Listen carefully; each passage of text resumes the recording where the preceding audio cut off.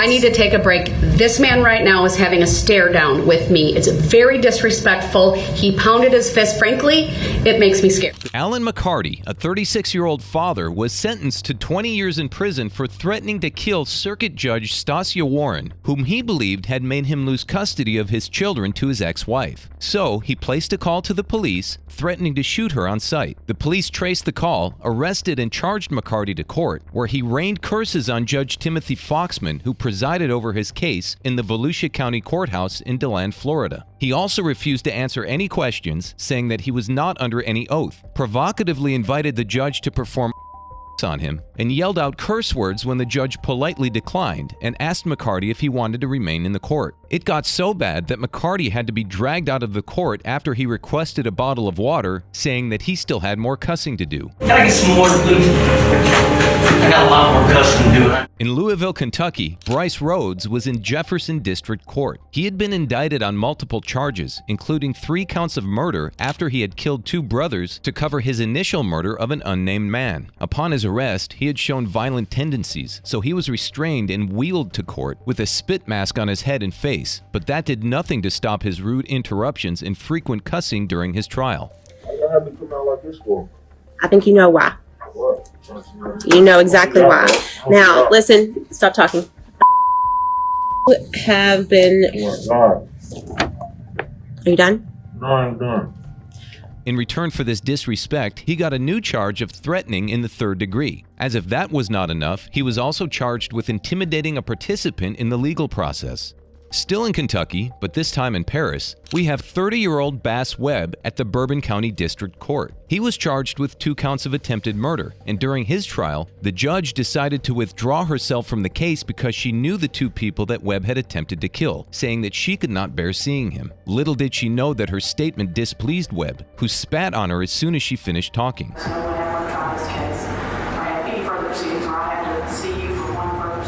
Immediately, Webb was found guilty of 3rd-degree assault, escorted out of court, and sentenced to 15 years imprisonment.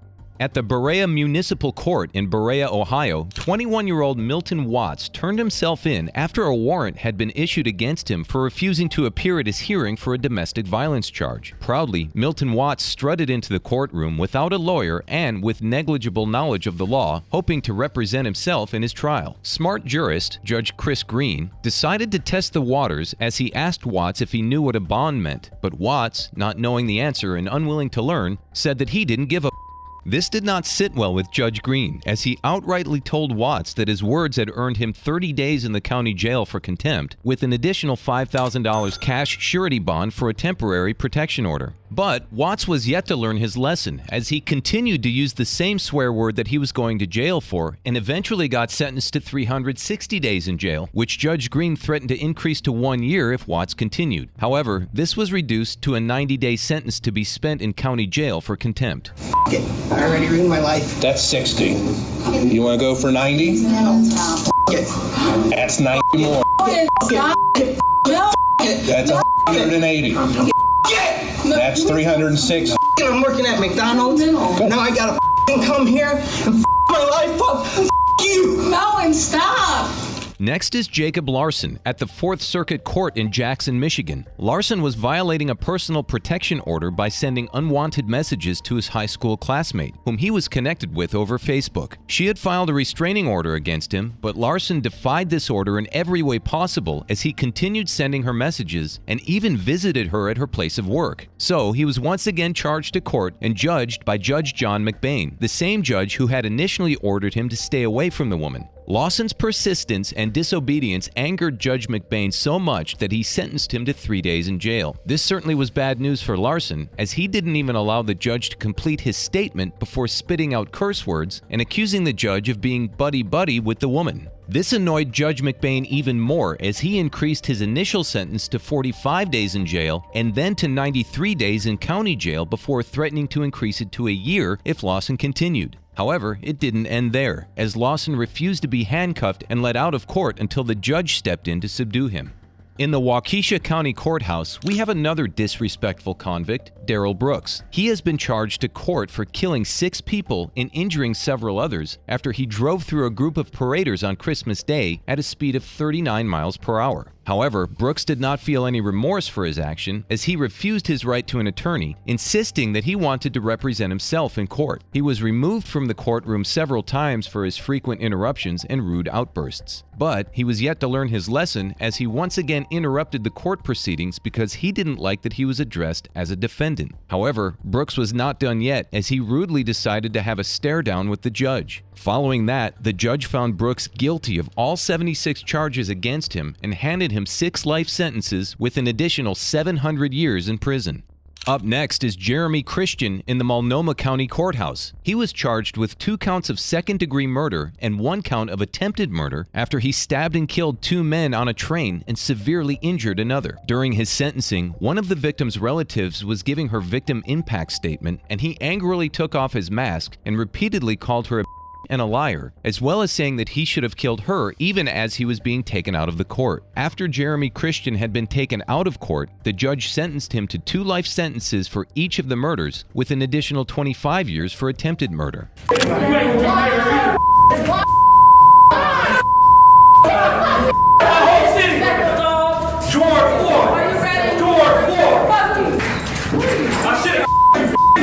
Joshua Martinez was arraigned at the Las Vegas Municipal Court in Nevada after getting caught driving with a suspended license. The defendant waived his right to a lawyer by choosing to represent himself in court, and because he trusted his knowledge of the law, he decided to take his best foot forward and test the judge's knowledge. This went on for a while until the judge got tired of his questions and decided to remind him that she was in charge of the courtroom, not the other way around. But Martinez responded by saying that he and the judge were both in charge of the courtroom. Then, the judge decided to show, rather than say, who was in charge, so she asked for him to be removed from the court on the account of contempt. But Martinez, once again, interrupted her, saying that she was in contempt. About 20 minutes later, he was brought back to court to apologize for his previous action. But Martinez remained adamant, so he was sentenced to 15 days in jail for contempt of court, and his initial charge of driving with a suspended license was later dismissed.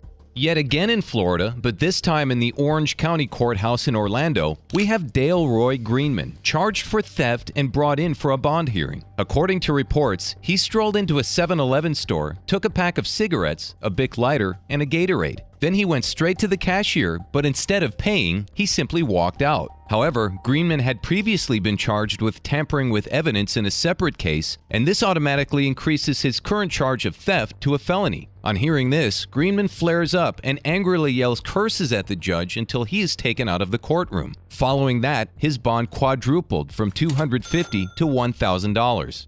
Also in Florida, but this time in Seminole County Circuit Court in Sanford, is Antonio Rosales, who is accused of kidnapping, abusing, and attempting to murder a 10-year-old girl. During his trial, Rosales became violent as soon as Assistant State Attorney Anna Valenti began her closing argument, calling Rosales a child molester. He hurriedly stood up, grabbed a rod, and began striking all the items in front of him, including a computer monitor, while yelling out curse words, and while the court officer held him in a bid to calm him down, he made the table topple over. Following that, he was taken out of the court, found guilty on all charges, and handed 3 life sentences.